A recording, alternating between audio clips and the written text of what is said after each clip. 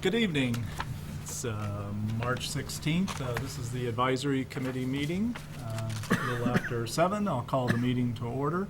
Before we get started, I'll have the members of the committee go around and introduce themselves, starting over here. Pat Sneed. Arthur Fronczak. Dave Benton. Peg Driscoll. Jim Tomaszewski. Sue Jacobson. All right, well, tonight's agenda is we're going to review the DPW budgets as well as, Bob, you've got the water division and the sewer as well, I think? Yep. We'll do the water division and sewer division. I have to say as an aside, I think that'll be our record earliest ever review of the water division. So thanks very much. We'll get to take care of that one. Then we've got fire department coming in. I think the chief will be here a little later. And we were going to, I think I had sent out, we were going to review the police budget as well, but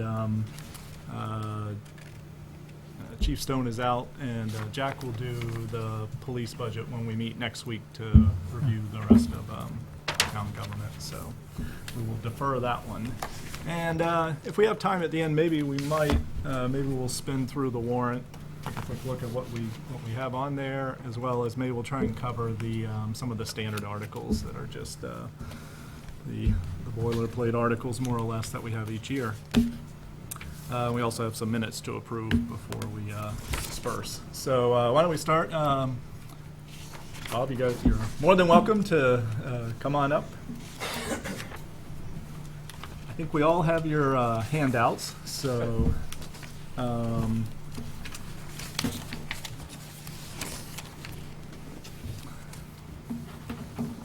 Bob, just for everyone at home, maybe introduction, and then you can feel free to jump right in.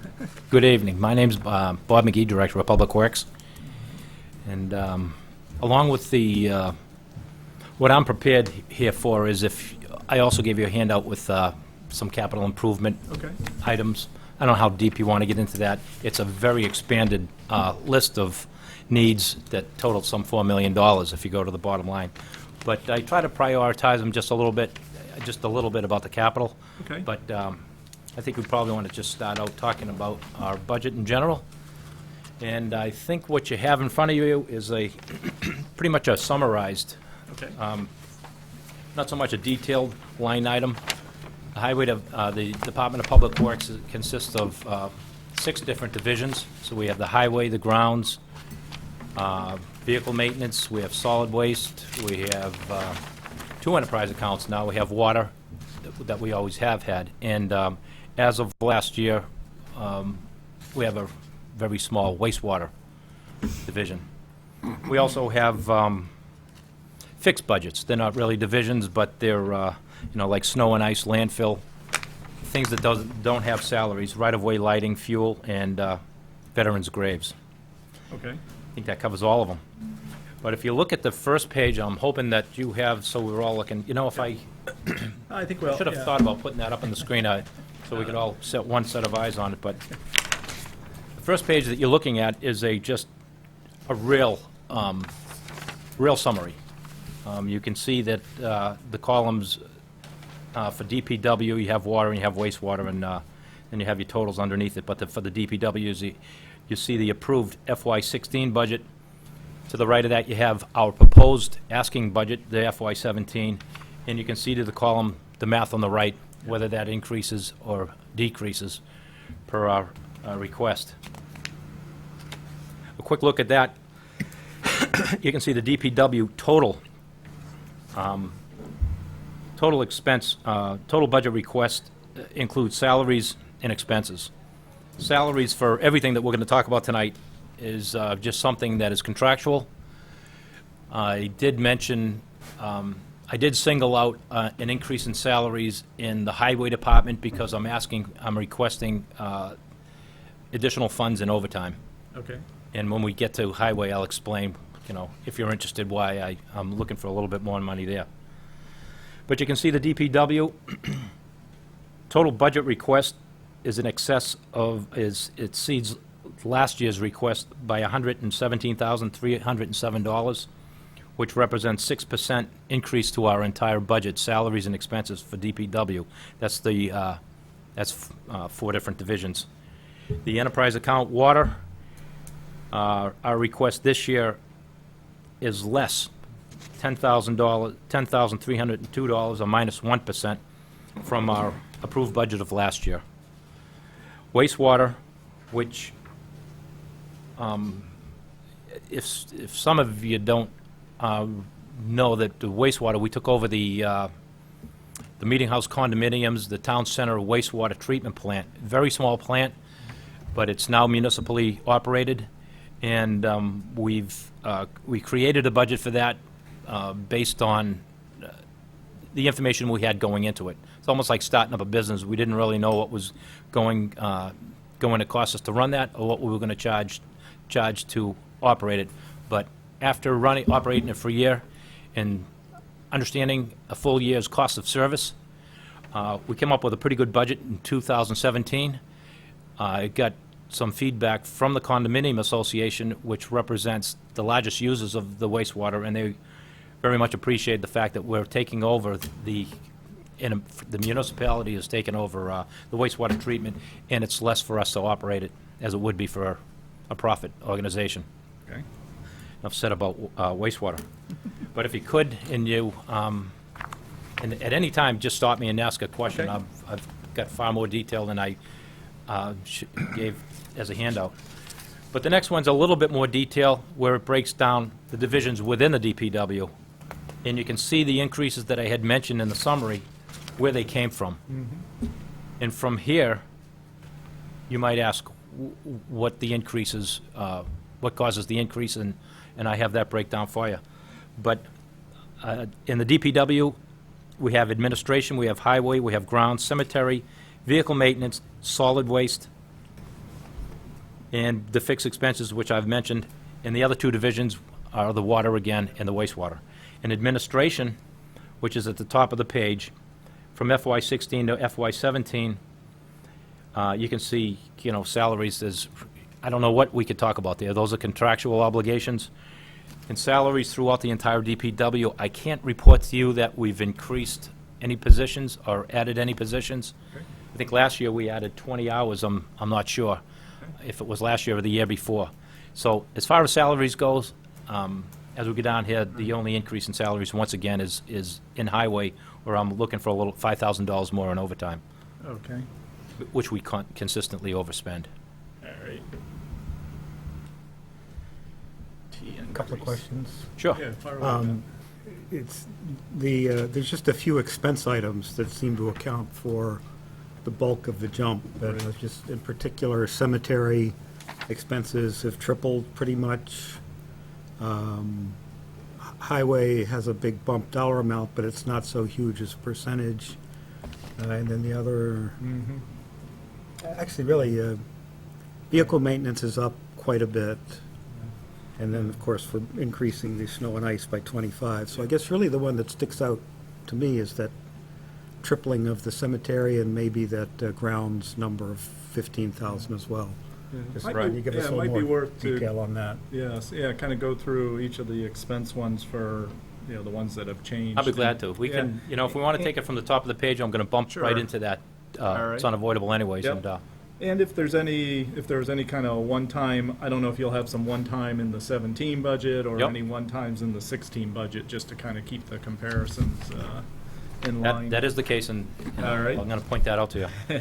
So sticking with the administration, really, there's a 4% increase. You can see it's largely in 100% in the salaries, which there's that's just the way it is. Expenses, as a matter of fact, went down to $2,000. Move down to highway, you can see where the salaries increased. The $21,000 in highway are, again, in highway, the overtime, we had an approved $5,800, roughly $5,800 in the approved FY16 budget. This year, we're asking for $10,000 for an increase of $41.62, and it's just because I've gone back on overtime in highway to 2007, and every single year, we pay that because maybe somebody was retired, or we had a position open, or I had to go to the advisory board for for money or we transfer it somewhere else. So we just consistently overspend it. So I asked for something that's more realistic. So that's highway, that's Bob, the is that in your salary or in your expense line, the That's- overtime? salaries. In the salary, okay, that's what I was thinking. So the other expenses in highway, which add up to the $29,000 increase, 8% increase, is, one of them is catch basin cleanings. Last year and most years, for the last few years, we've had $8,000 budgeted in catch basin cleanings. In this town, we have over 2,000 catch basins that get cleaned every year. And sometimes we really need to do it twice a year, but we don't. We starve off and wait because we just expend the budget that fast, one time around. But we have to put that catch basin cleaning somewhere. So we've been stockpiling it. Ever since I've been here and since my predecessor Butch have been here, we've been stockpiling it at the transfer station. And what we have on the, in an area in the landfill, and we collect about 200 yards every single year. We go through and they come in and you see that truck with the clamshell, cleans out the catch basins, shoots down to the yard, drops it there, it dewaters, and we're okay to stockpile that, but we've overstayed our welcome. These catch basins are known to have, after testing, some VOCs in them, which are just not good to mix in with loam, because it makes a great loam and it grows a great grass. We just can't do it. So we have a beneficial use determination. It's called a BUD. Our consultant does, and it gets approved with the DEP. And there's not too many uses for that other than we need to dispose of it like a hazardous waste. So my solid waste superintendent's in the audience, as a matter of fact, if we had to go into any more detail. But so we're going to have to ship it off to, from now on, ship it off to lined landfill. The other use that we can use with it is that we can mix it with gravel and put it underneath our roads for like a sub-base to asphalt and tar. Not a real good idea because it's aluminous material and you need structural material to go under asphalt. So what's going on there is, and I think I said enough about this, so we're asking to increase that to a realistic $25,000 this year, which is a $7,000 increase, and that is calculated to pay for the disposal. 7 or 17, Bob? Just, because I thought you said It was- 8K earlier. 18,000 is what we had Okay, budgeted. 18 was, okay. 25 is what we were requesting, All right, and the subtraction on that is $7,000 increase. okay. The next one is pavement markings. We've, for the longest time, again, going back at least 5 years that I know, roughly around $16,000, $14,000 to $16,000. We've budgeted for line painting throughout the town, but it's gone up. And I've never asked for an increase in it, but this year we're asking for something more realistic, and that's $20,000. And I'm asking for a $4,000 increase in that for line painting throughout the town. Now, that's the edge lines, the center of the town, stop bars, stop, the word stop, everything that you see painted in the street.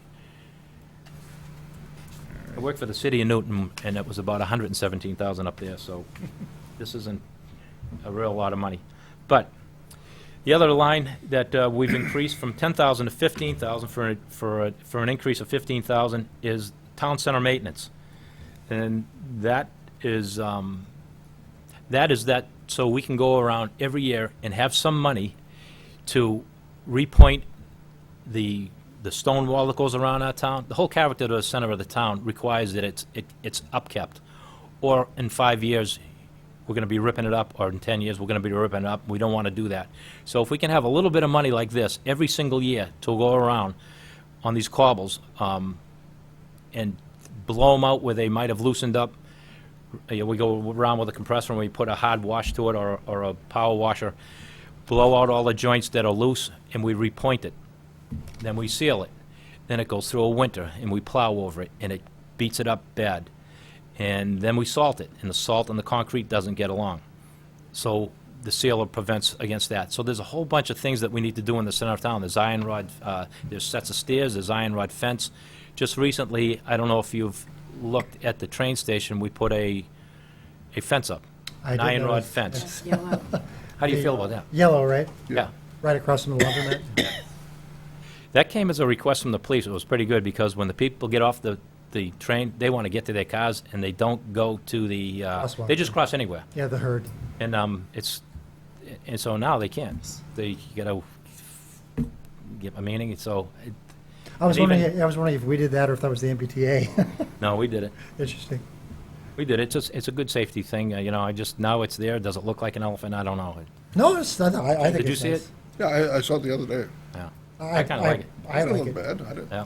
One question. Everything you've talked about so far is recurring, right? We talked about the catch basins. You talked about the. Yes. Okay.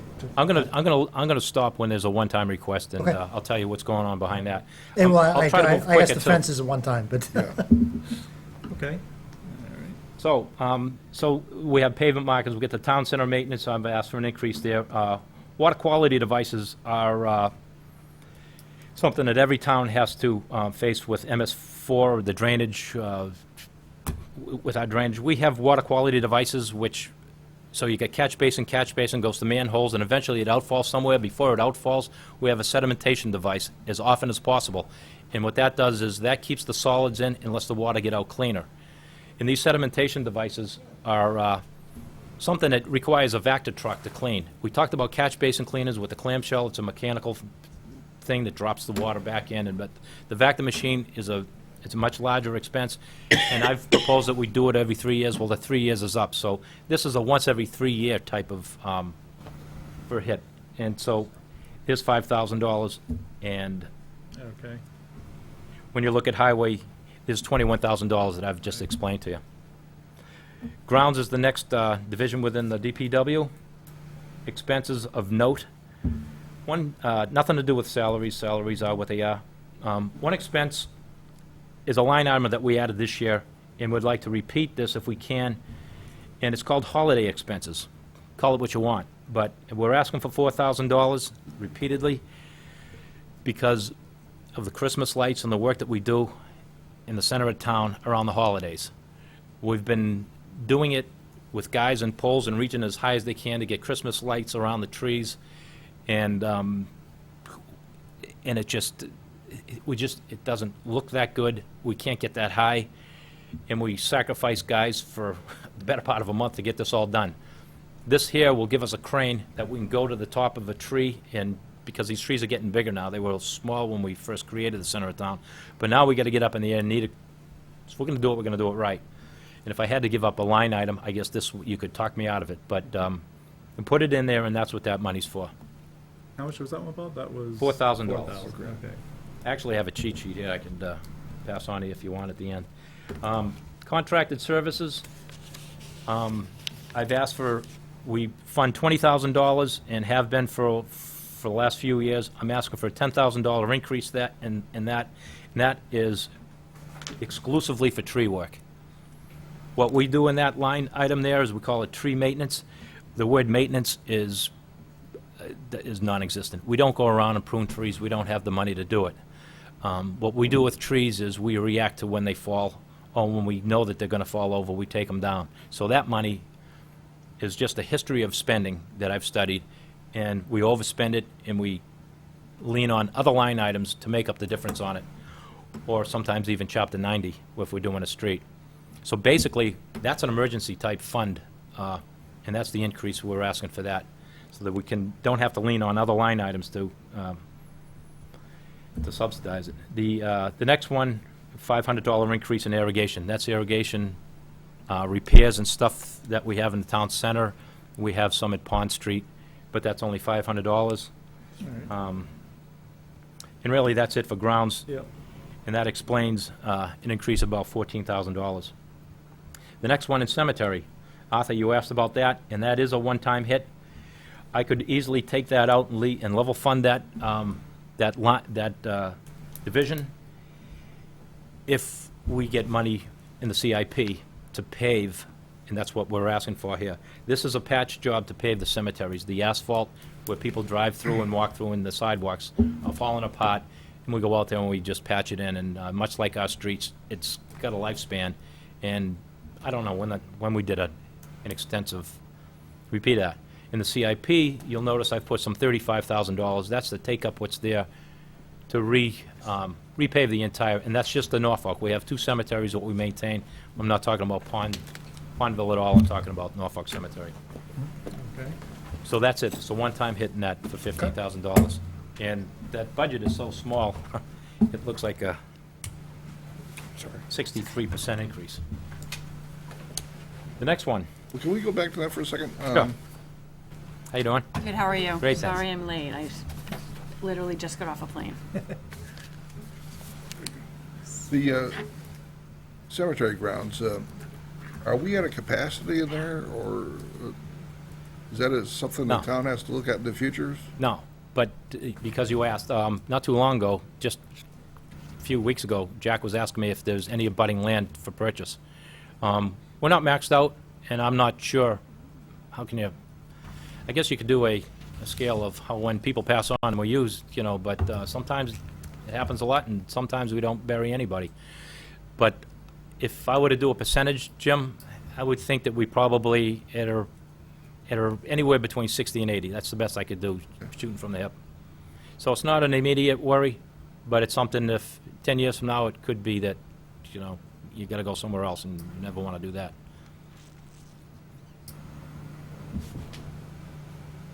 Next one up, vehicle maintenance, and we only have one after that. So vehicle maintenance, what you can see there, we're asking salaries is what it is. That's a $3,800 increase contractual. $12,633 in vehicle maintenance. Those those hike increases are coming from, in highway, we have vehicle maintenance repair, and we're going from $39,000, which we normally fund, $39,793 if you see that, to $42,181. That's a 6% increase, and basically, that's where all our vehicles and a large part of our expenses come from. We have fire, and fire's got some pretty expensive apparatus and trucks, but the highway, we've just got a lot of them. And where we just can't buy trucks to the tune of $120,000 anytime we want, we need to put money into body work, cab work. Paul, would you say that's pretty close? So, and that we're asking for a $2,300 increase. We're asking for, in major maintenance, we're asking for, within that expense account, $5,500 increase because we have a particular truck we call H5. It's a highway truck. The cab's rotted out, and instead of buying a truck at the average cost now of $38,000, a little bit more, unless we get a dump body at $62,000, we think it's better for this kind of money to just replace the cab and continue on with it. The engine's solid, and but if you saw the truck, I should have brought pictures. You wonder why we even try to salvage, but he says he can do it, so that again is my superintendent in the audience here. Grounds municipal, we're asking for $484 there. That's a 5% increase. That's just to cover parts. Vehicle maintenance, we're asking for a 5% increase, totaling $912. Again, parts have gone up, and that's that's the figure that we're using. Testing and certification, we're asking for another $400, and because we have testing equipment and we do inspections and certification, so there's a $400 increase we're asking for there. Outside contractors, we're asking for a $1,000 increase there, largely for fire apparatus. And an increase, new to us this year, a new line item, is in facilities, we're putting $1,500 in the budget to keep a car on the road because if you don't know, soon we'll have a town-wide facilities director.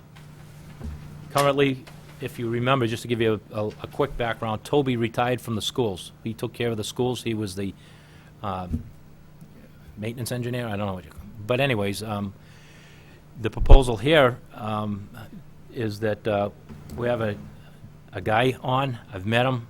He's outstanding. Mass Maritime graduate. He's got plenty of experience with Massport. He's with us now. He lives nearby, and he's going to be taking care of all the municipal buildings. Where, again, I keep pointing to Paul. He takes care of all the DPW buildings.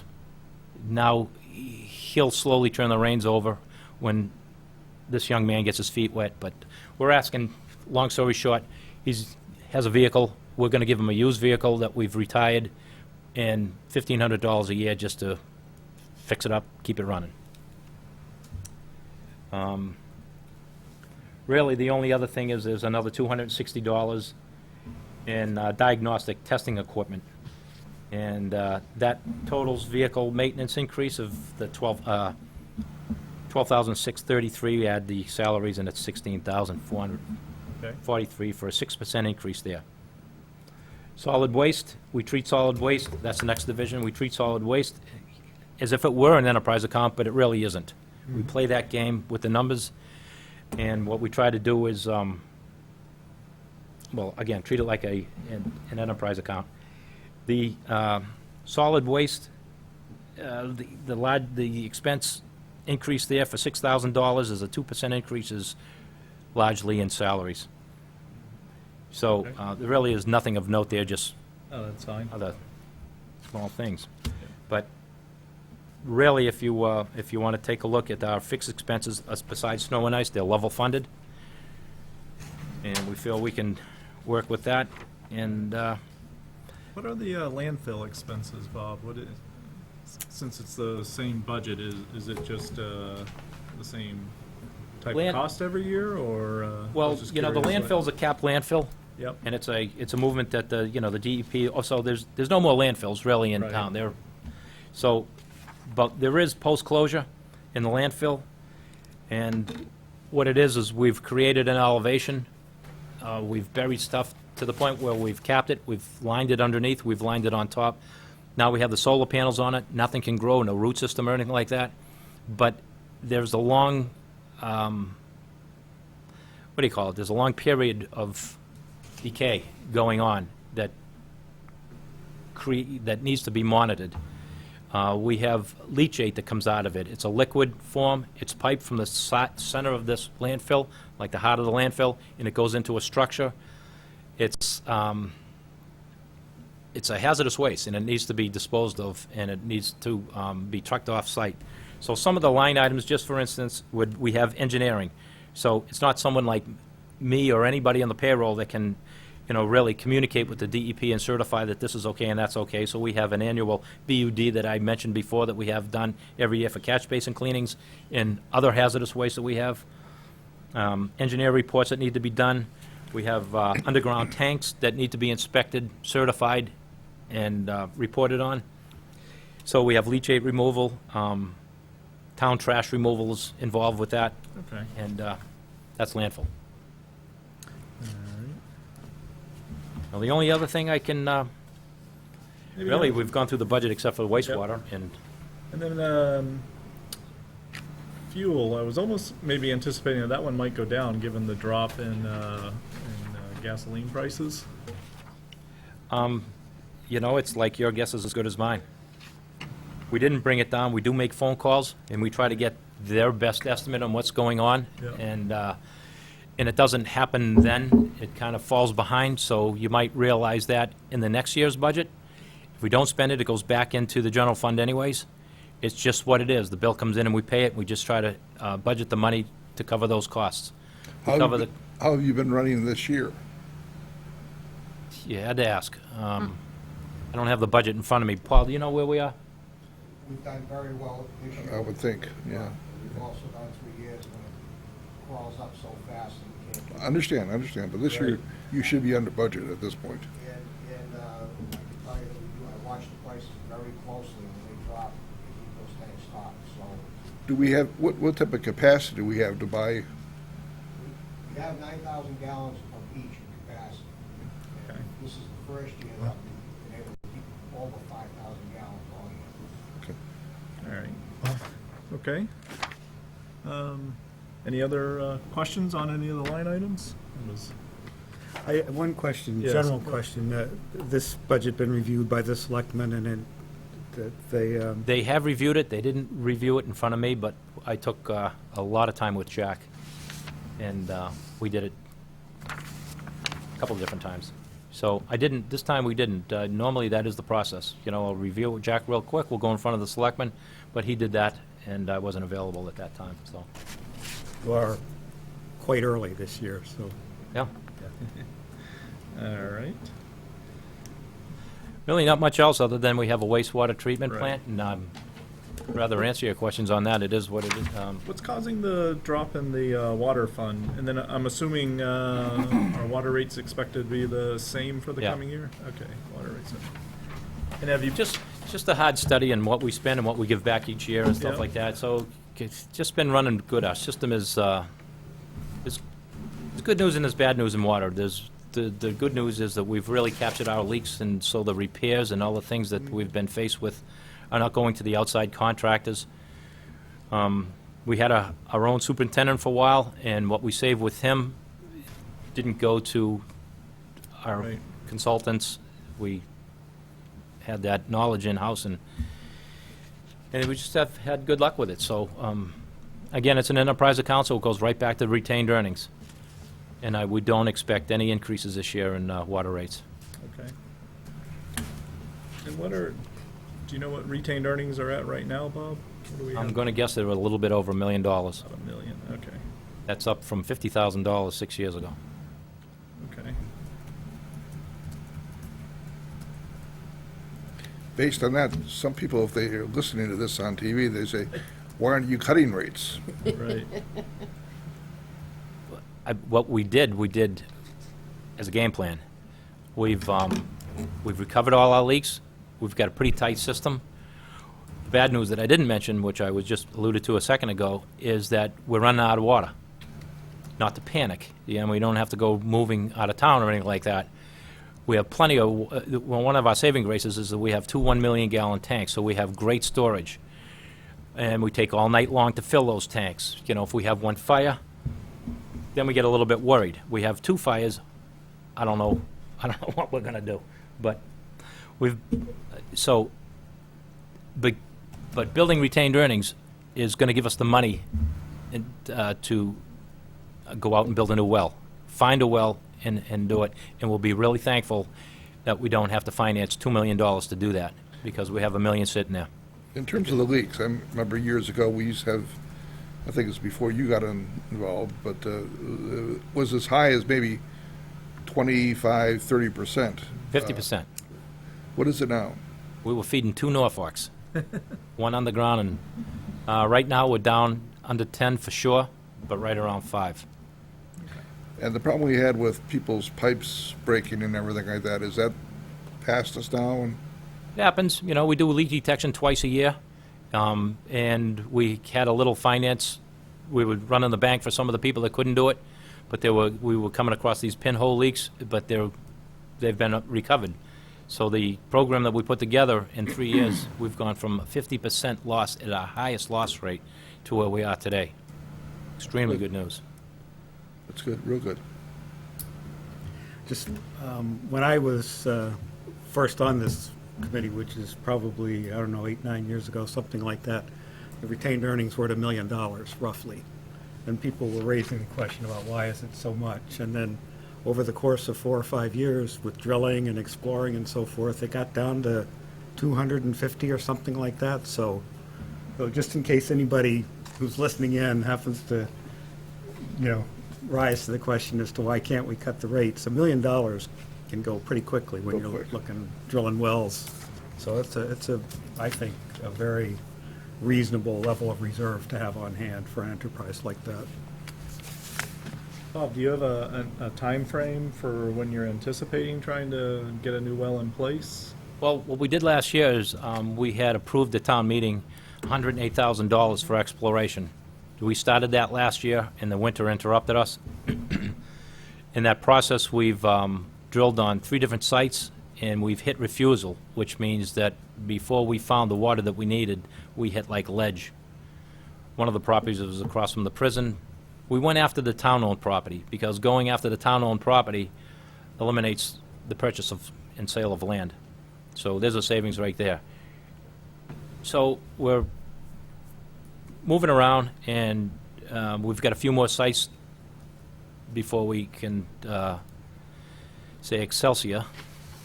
But right now, we've had 3 sites and not good luck. Okay.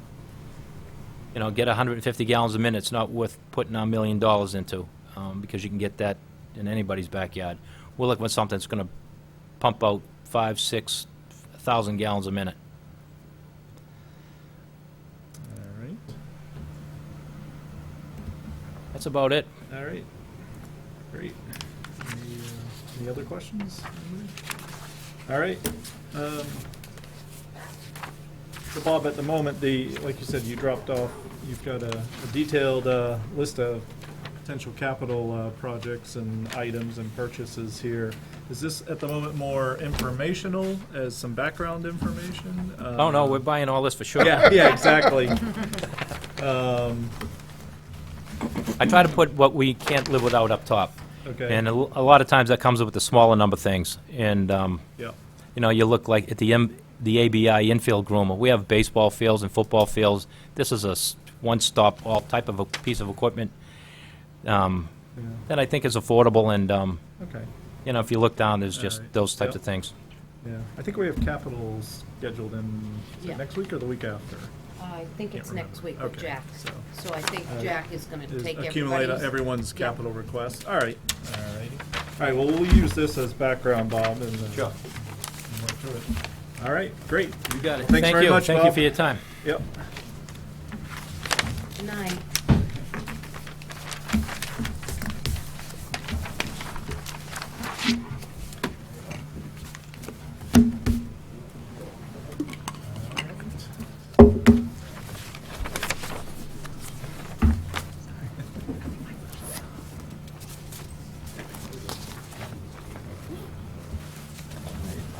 Let's see. Are you ready? On the fire? Yeah. Yep. Chief, we're ready to move on. There we go. That's appropriate. Perfectly timed. Hey, good, I'm at it.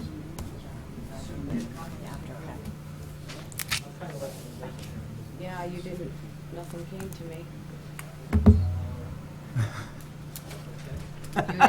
You didn't bring it? You got one? Let me have it.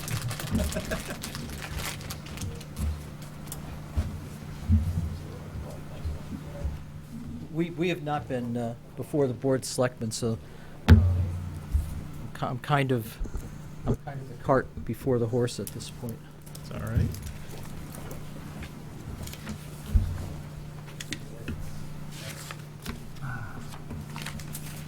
How you doing, Jim? So- Cole, how are you? Good to see you as always. Good to see you. Well, I don't know if you want to start with any kind of just background on what's kind of going on with the department and so forth past year, and then we can jump into the numbers once Susan gets back. Sure. Contract negotiations have been completed. Overall budget has about a 4% increase, and most of that is reflected in the items that have been negotiated into the contract. There is one new line item in the expenses that represents part of the collective bargaining agreement. It's called an educational reimbursement for members of the department who decide to go on and pursue formal education, post-high school graduate education. They're required to have a minimum of a B average in the course that they're taking. The courses do obviously have to pertain to something related to our field, particularly fire science is what we'd like to see. It could be emergency medicine, that type of thing. And that's reimbursed on a first-come, first-served basis, and that's locked in.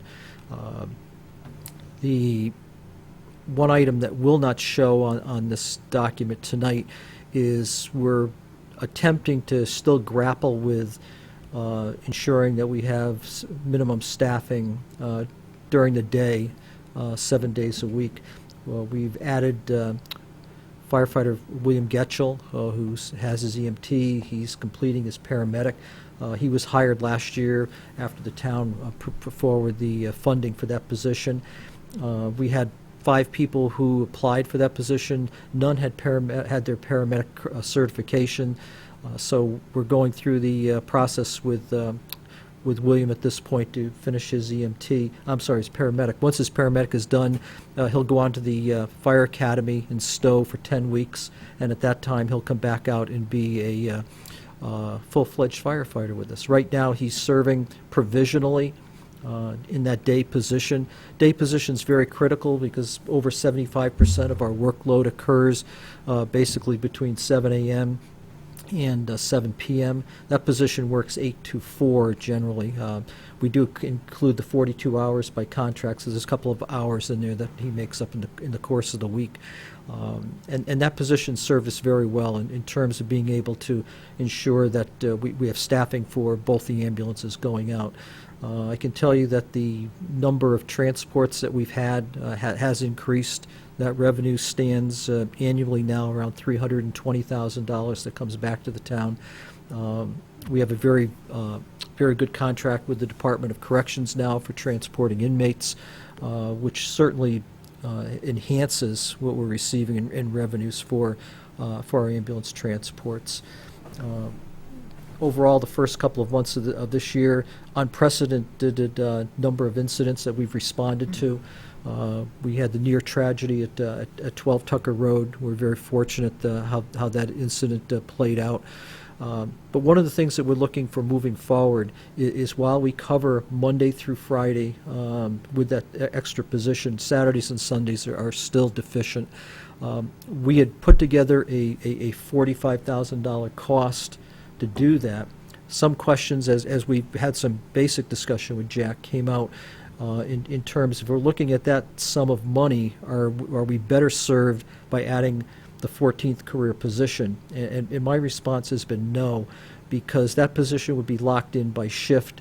We could certainly put that position in an overlap on the days, and some days we'd have actually 5 people, but right now I think with the way that we play out in terms of our overall workload, we're best served by having that position covering the 7 days.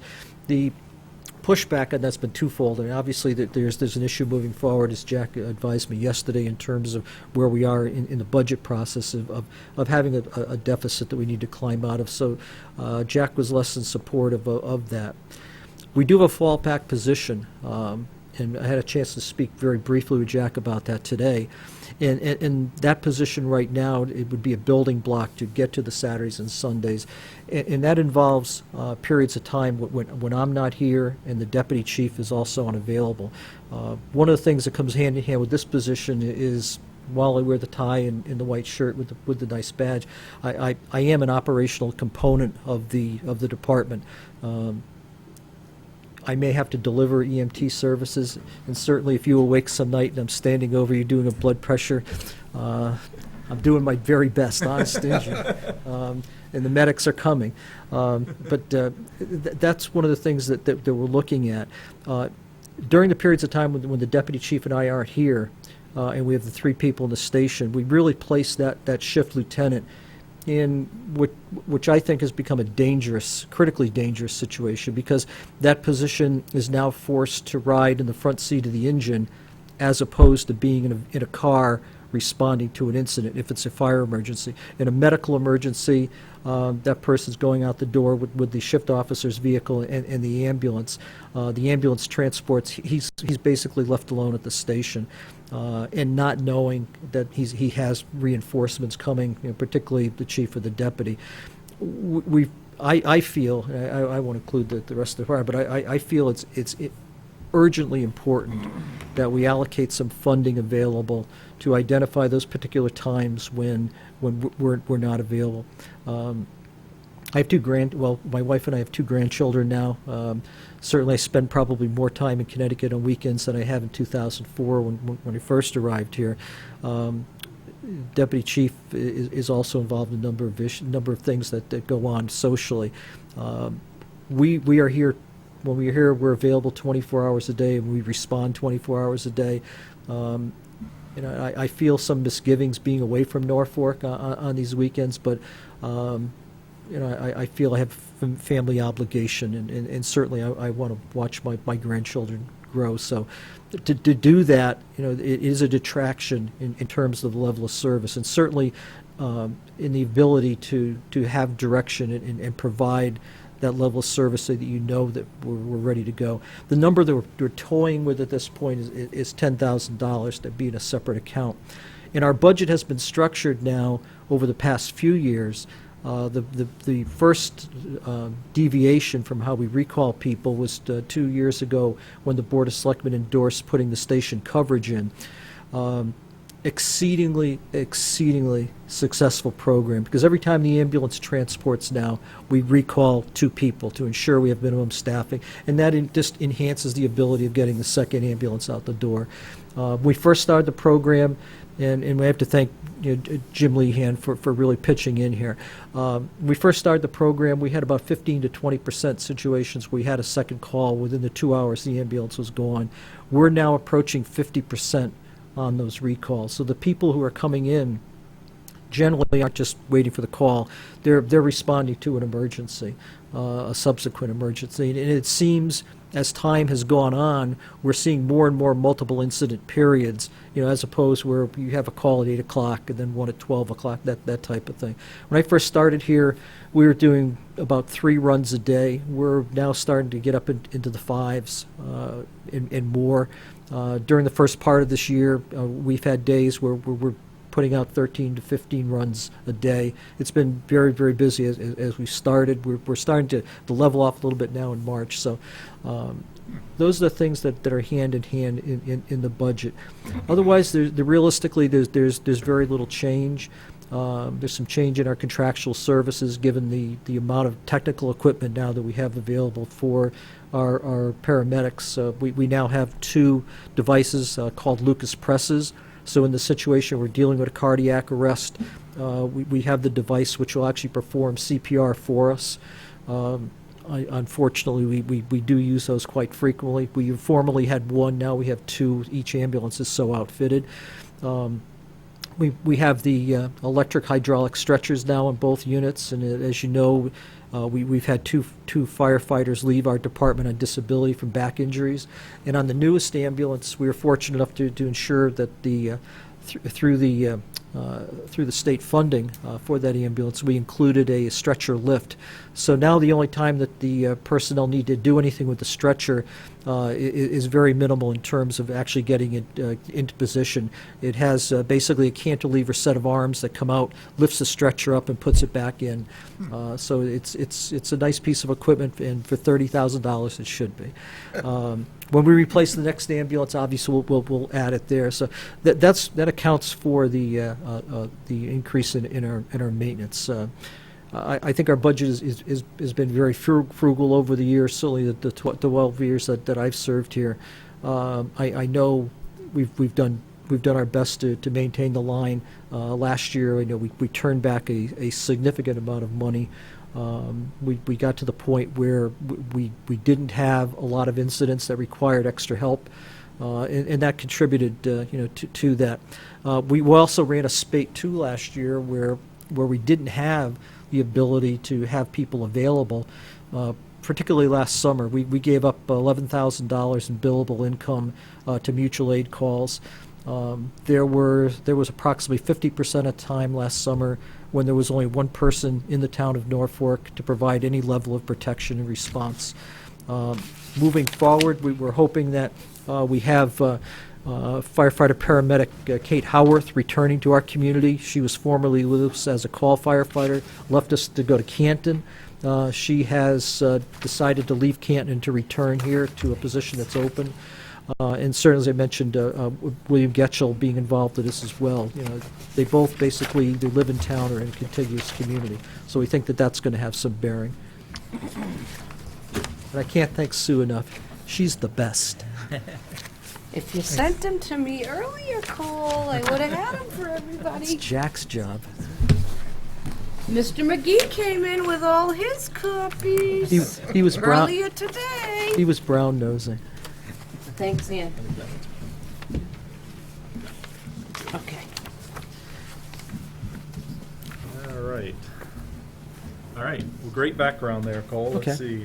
Where do you want to start with? I think I gave you the heads up. On page 2, this is the reflection on the last item. It's the Yep. fire educational reimbursement. You see a little bit. You see a little deviation in the ambulance lease equipment. Yeah. I'm sorry. In the overall equipment for ambulance operations. There's really not a lot of change there, with the exception of.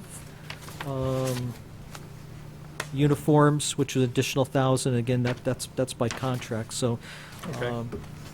one of the things we're trying to do is, with the protective clothing account, is ensuring that every year we're replacing at least 2 sets of turnout gear for the staff as well. So that's included. And so over what period of time does that effectively rotate the whole? It's about a 6-year 6 years, rotation. That's for predominantly for the career staff. We try Yes. to make sure career staff has two sets of gear. All right. All right. Otherwise, as I said, there's really not a lot of deviation in there. Okay. And then on your.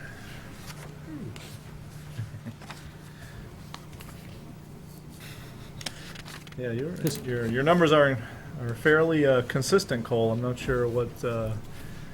I guess we're very frugal. Yes, so there's not a. You get a big bang for your buck with the fire department. What can I say?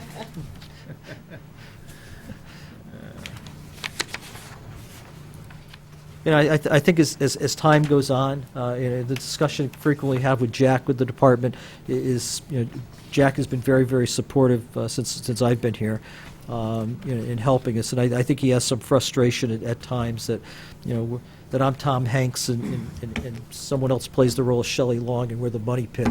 The discussion that we have all the time is, we put more money into the department, but that there's always something else going on. And, you look in terms of development, you look in terms of what the demands are in the department, in terms of overall responses. It tends to be cumulative. And I've said many times before, we don't have a defined commercial center. We don't have a limited access highway. We don't have a skilled nursing facility or healthcare facility to respond to. So, our calls are really a derivative of just everyday living. There isn't a factor in there that's going to move us. I mean, we plateau and then slowly inch upward. I mean, we're starting to push to 1,700 calls a year. We're getting there very, very quickly. That's the type of thing that goes on, and as development increases, we'll start to see that. I think that we were hopeful the Southwood project on mitigation. It meant 3 additional firefighter paramedics, which would have got us to the 4 across the board. That project remains in a nebulous state, so we don't know where that will end. Equipment-wise, one of the discussions we'll be having with Jack is we're going to have a collision probably about 4 to 5 years down the road because of how we purchased our apparatus. The ladder truck is getting to the point where we'll need to make some decisions on that. The 2 engines that we have will be reaching their initial expectancy in terms of overall usage.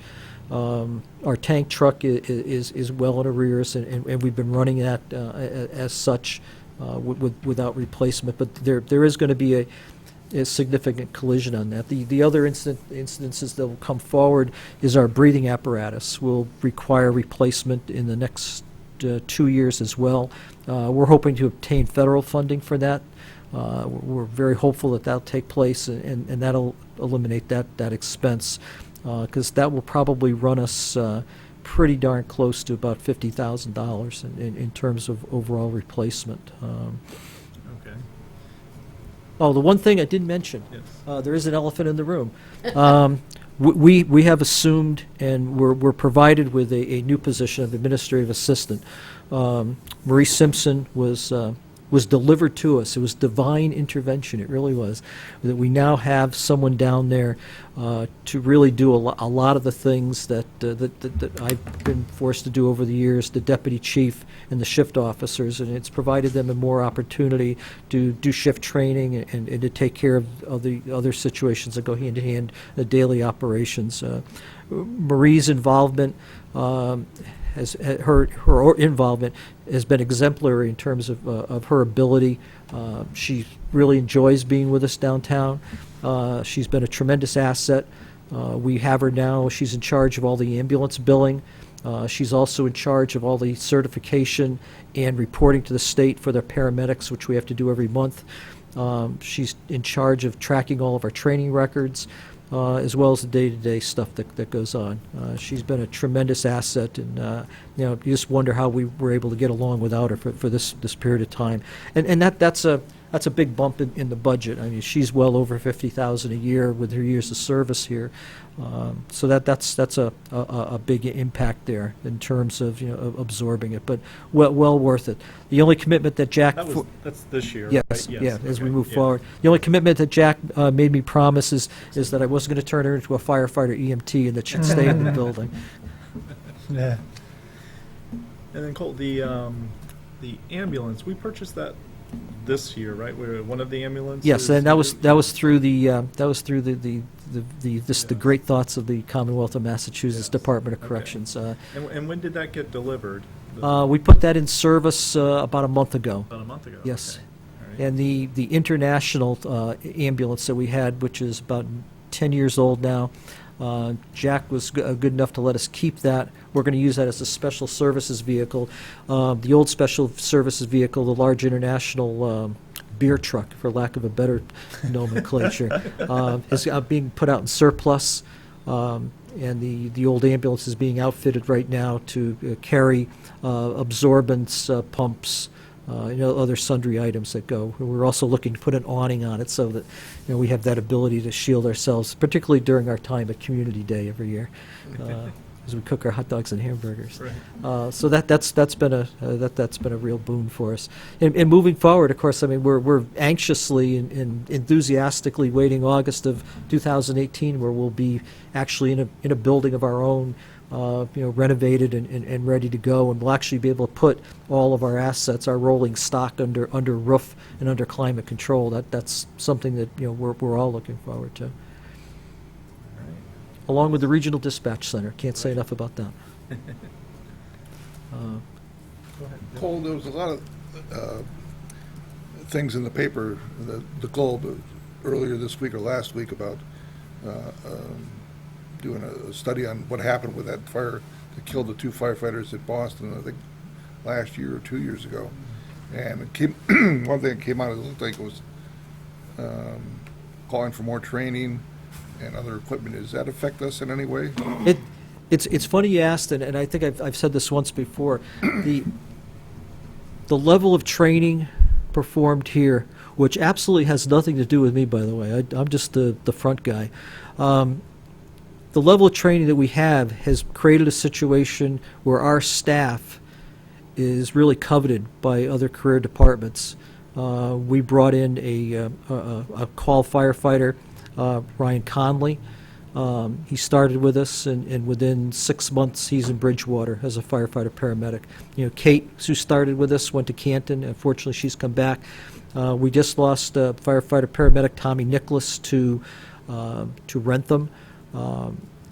The problem that we have, and it's a good problem, is the amount of training that we do. I mean, our personnel, when we obtain an acquired structure to perform fire suppression operations, in other words, we set fire to the building and put it out, we do, realistically, the volume of a working fire or an involved fire almost to the tune of a Worcester. I mean, the amount of fire, I mean, we'll have a building and we'll do 8 evolutions in there, and each one of those evolutions would probably have been a multiple alarm fire. And that's attested to by the fact that people who maintain our breathing apparatus, just can't believe when they come to Little Norfolk that our breathing apparatus is beat up to the extent of some of the major cities. Given that, people have taken note of it, and they know that those people who have been trained here in Norfolk are valued assets. So we have that to our advantage. God forbid, are we susceptible to that type of situation? Undoubtedly. One of the things that we've done, because we are a small organization, is last year we adopted what's called transitional fire attack. It's been under study by the Underwriters Lab at the National Institute of Science and Technology. A great deal has been written on it. We've sent our command staff to school to understand it better. Its basis has probably been refuted by the traditionalists in our industry. However, those of us who need to look and try different things have adopted it. We trained last summer on Dedham Street using it. And transitional fire attack means that you arrive in the fire ground, hopefully with 4 people, so you can start initial attack. But rather than charging into the building and opening up all the windows and forcing and getting air into the fire, we used to always think that that was ventilating the fire. All of the science that now have been applied to our business shows that the more air you add to a building or you disrupt the flow path, the greater the fire is. So now when we arrive at a fire, we might just break one window. We'll take a hose line and spray the water through the window, which equates to the traditionalists as old-time firefighting. But now what we're doing is when we add that stream of water to the building interior, we're dropping the level of temperature in the building, disrupting the whole combustion process, and we're cooling the structure. That's the most important thing. We trained on Dedham Street. We actually put firefighters into the building, and we had significant fires burning. When we opened the window to direct the stream in, conditions where they were, and we filmed it, improved remarkably. If there's ever someone in the building, that's the best chance that we have to provide a tenable atmosphere we can effect a rescue. So that's the type of thing that goes hand in hand with what we're trying to accomplish today. Is it a fear in the back of my mind every time you go out the door? I know going to Tucker Road that night, being the first one coming in the scene, and there was so much smoke on the street that I actually started to go to the wrong house. The fire was across the street. I was on the other side of the street till the homeowner directed me and said that his wife's inside the building. You turn, the building's well involved in fire. But we used transitional fire attack that night. We called for it. The chiefs who came in to assist us on the second alarm, we elevated right to a second alarm. The fire chiefs that came in, looked at us and said, well, Little Norfolk, this is unbelievable, the stop that you made on this fire. And it was hand in hand with that. I mean, one of the other things, it's a sidebar story to bore you even more, but one of the things that happens with Norfolk is because of level training and because of how the operations go. There are departments that want us to participate. We travel now to Bellingham on all working fires. In other words, they arrive, smoke and fire showing. We go to Bellingham now. We now go to second alarm to Norwood to the fire. And we reciprocate, using Bellingham as example. Bellingham, since we started going to Bellingham, we go a lot because they're very busy. We've had Bellingham here 4 times. They come on a working fire. They send a paramedic ambulance. Every time they've come to Norfolk, they've transported somebody off the fire ground. Whether it was Stacy Road, Tucker Road, MCI Norfolk, and the fourth one I can't think of. Believe it or not, every time they've come, they've transported. So we've gotten our money's worth out of that. So that's kind of like what goes on. Again, a fear every time we go out to a building fire is that we're going to encounter a situation. We're dealing with 4 people. We have a policy in place that if we arrive only with the 3 people on duty and without the fourth person, the only way that they're allowed to go into the building under the regulations of federal OSHA and the National Fire Protection Association is if they believe there's someone in the building, they believe there's a tenable situation exists to make a rescue, and those are the only 2 factors that allow them to enter a building. And we hope that that's enough to keep us safe. It's tough business, there's no doubt about that. Yeah, Question? I'm passionate. Our well-trained folks that leave to go elsewhere, what's the reason for that? Are they offered better promotions? Are they offered better I got to be honest. It was a big discussion in the union negotiations. There are I'll say this. There are incentives in other communities that I do not know how they can afford to provide them in terms of educational benefits, similar to the police on the Quinn bill. We cannot and we will never be able to compete at that level. The people that we retain here are the people that like the environment. That's probably the only way to describe it. Nancy Connors has graciously said over the years, well, they stay here because they like you. And I blush a little bit if she says that. But other than that, I don't know. There is competition. There's no question about that. That competition is not going to go away. And we go with the offer that we've made some inroads in the contract this year. We've done some things to try to enhance the level that's available in terms of overtime opportunities for our career staff. I mean, we're now focusing on anyone who we hire. We want them to live in our community or live at least in a contiguous community. When we first started our paramedic program, I mean, we needed 4 paramedics that had a minimum of 3 years' experience 911, and we started with the gentleman from Swampscott, Rich Junkers, our medic, Mark Amiot, who's our EMS director, Rich Junkers from Swampscott, Mark is from Situate, Rhode Island. We had Dave Russo from Brooklyn, Connecticut, and our 4th contestant who left us was Russ Hall from Rutland, who's now the assistant chief he's assistant chief in Holden now, and Dave Russo joined him as director of EMS. People cut their teeth here and use that experience to move on. Do I see us being use an axiom of Pawtucket? Are we Pawtucket feeding the major leagues? Yeah, to an extent, we probably are. But I think we hold our own, and I think that the ability of the town to respond to that in the last contract, I think is going to enhance our ability to retain these people here. And that's our goal. When I first came here, I always looked at 3 to 5 years. If we bring these people in, and they are very, very good, almost superhuman if you want. If we could keep them 3 to 5 years and they moved on, that's great. But I'd like to see us keep them longer than that. It's like I said, competition. It's tough, and it's a buyer's market out there right now. There are so few paramedics to be picked up in particularly Metro West area. You see people department hopping now. The one thing we don't have going is at least our people aren't civil service. We have people that are taking civil services tests. Once they take civil service, then they have the ability to do laterals and move, or have that opportunity. At least we're not civil service. I'm glad we're not. I haven't answered a single question about the budget, which is kind of elusive and evasive. It's good context. I mean, it's very helpful. Right. Any other questions or no? No? Great. All right. Thank you very much. Thank you. As usual, very thorough, so You make me blush. we're well versed for another year. Yeah. Always leave them laughing. Thank you very much. Have a pleasant evening. All right, Thank you. thank you. Thank you, Cole. Excuse me, Dave, I'm gonna run, buddy. I haven't no seen problem. I Okay. have to kiss the kids goodnight. All right. Sorry about that. All right. Last thing I had we got minutes to approve. I don't, did everyone get a chance to? Susan Got just Susan's took them email. out. Yes. So I would entertain a motion to approve our 3 sets of minutes if somebody wants to. I don't have the dates on them, but I can put them in. I move to approve the minutes sent by Susan earlier today. Second? Second. All right. All right. Any discussion on them? No.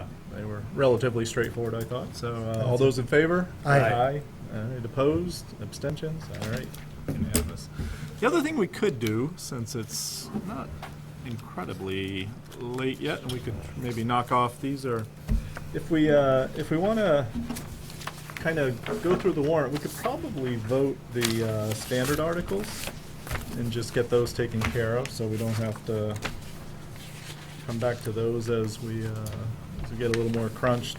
I had gone through earlier today, and I believe the first one that we could vote on, there might be a couple of next week when Jack's in, because I suspect we don't have any unpaid bills, et cetera, but we'll wait till a little later on that, is Article K, which is on page 4.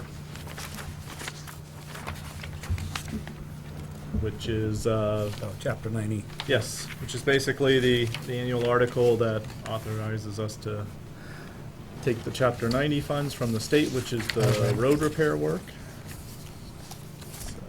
Okay, I move to approve Article K. Second. All right, any further discussion? It's been running about, what was it, we were talking about that last year, I think about 400,000, I think is around the level, so. A little more than that, didn't we? Was it up to like 4, was it 500 even? Between It was 4 and 5, 400 yeah. forever, and then I thought Yeah. it got bumped like a year ago or 2 years ago. But- Yeah, but that in is any probably the case, yes. All right, all those in favor? Aye. Aye. Opposed, abstentions, all right, unanimous. The next one is the revolving funds. I'm probably inclined to wait till Jack's here. I'm pretty sure they're the exact same ones as last year. But I didn't have a chance to, so I was gonna actually wait on that one and just have Jack confirm that it's the same set of funds. For years, it seemed to me that we could eliminate I at least know. half a dozen of these suckers. Every Exactly. year we put it off, but Yes, I don't know if So it's we could something we want to still- tackle at some point or Right. not. But, right, you know, does the library Yes. need 2 revolving funds? And I know. you know, the passport thing they were worried about, but I think it wound up being like $500 a year or something. Right. So, No, I agree. I suspect there are, and that 4 the or 5 police, of the them. police car that is never going to happen because that detail work doesn't amount to diddly, and we'll never buy a car. So number 13 is, Yep, you know, ought to be just yep, disposed of, and there's 2 or 3 others right. like that. So let's hold off. When Jack's in next week, we can grill him on the revolving funds if he wants to do anything there. Let's see. So the next one's Article Would M. you be able to tell us the amount that's hitting each account too? I'll ask him to get that. Yeah, I think Yeah, that'd be a good that'd be idea. yeah, that's a great idea. Pat's point, we find out Right. in the revolving fund for the police car is $1,300 or something like that. Yes. It was only a couple grand after like was. 2 years. I mean, we Right. did have that particular number at some point, and it was never, ever in our lifetimes No, gonna get to no. be It's enough Be a, to buy a police be car. a slow crawl to a car. All right, Article M is, just allows the selectmen to accept grants, monies from grants. Move to approve Article M. Seconded. All right, any further discussion? All those in favor? Aye. Aye. Opposed, abstentions? Okay, unanimous. Next one, Article N, is, what are we doing here? Allows us to accept easements, et cetera, for doing roadways or public ways. Again, a standard article every year. Move to approve Article N. All right. Second. Alrighty, any further discussion? All those in favor? Aye. Aye. Opposed, abstentions? None, unanimous.